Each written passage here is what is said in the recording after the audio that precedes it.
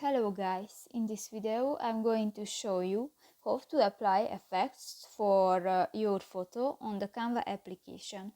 But first of all, I just want to mention, please don't forget to subscribe to our channel, because at 100,000 subscribers we are going to show you our YouTube revenue statistics and growth strategy, how to make money online. So let's jump into it. First of all, open the application on your device. Tap to the social media button next to the whiteboards option, and in the popular section go to the edit photo button. New, you can select a picture from your device.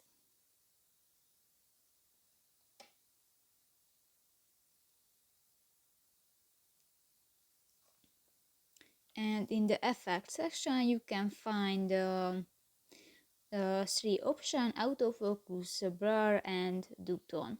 Just select one and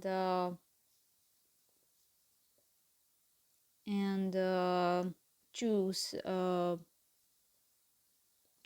style and done. So that's pretty much it for this video, guys. See you in the next one. Bye bye.